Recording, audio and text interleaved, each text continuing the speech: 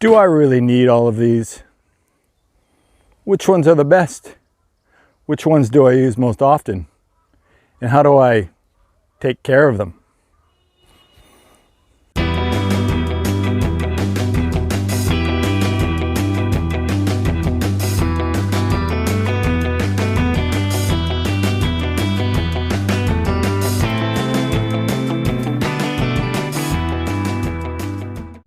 Let's start the 16 best garden tools I always use non-powered video with the hose.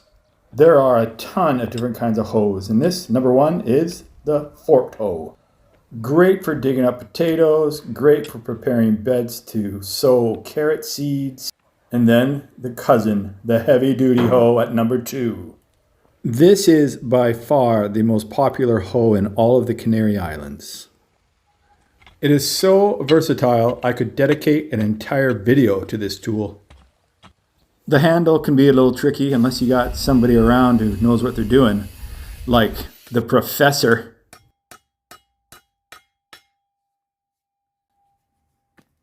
Como nuevo.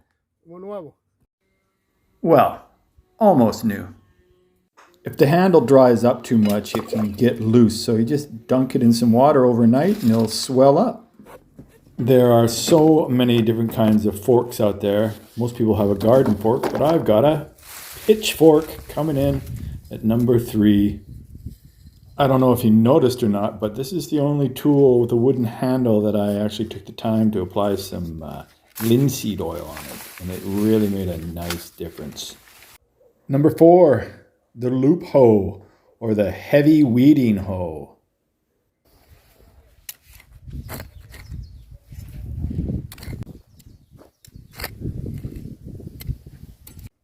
Number 5, the classic garden/dirt rake, whatever you want to call it. It's a beauty. Don't be afraid to use it upside down once in a while. Versatile and resilient. Number 6, everyone should have one, the leaf rake. Regular raking keeps the weeds away. For those stubborn weeds, you got to pull out the precision tools.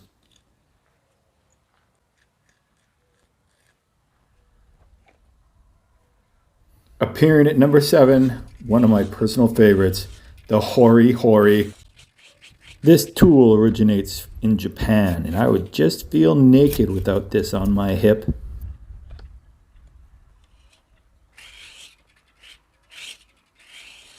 Number 8, the hand rake. Great for collecting leaves for the compost and getting in those tight, hard to get to spaces.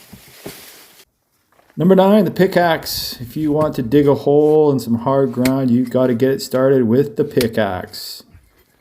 Once you get it started, finish it off with everyone's favorite. At number 10, the D-handled garden shovel. Look at that tool go. Number 11, the garden hand shovel. This is something I had no idea I couldn't live without until I got it. It makes life a lot easier around the garden. Number 12, the good old garden trowel. It's been around, it's old as dirt. Followed by number 13, the trident hand cultivator. Now we come to the class of tools that are so useful they must be handy at all times. Number 14, we have the pruning shears or secateurs, which they call them in England.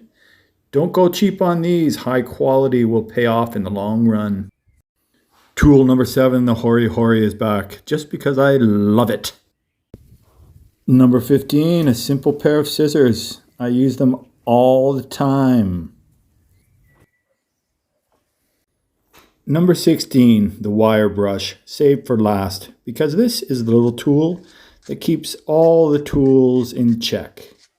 Very important to clean your tools before storing them. Any wet dirt on there harbors moisture and creates rust.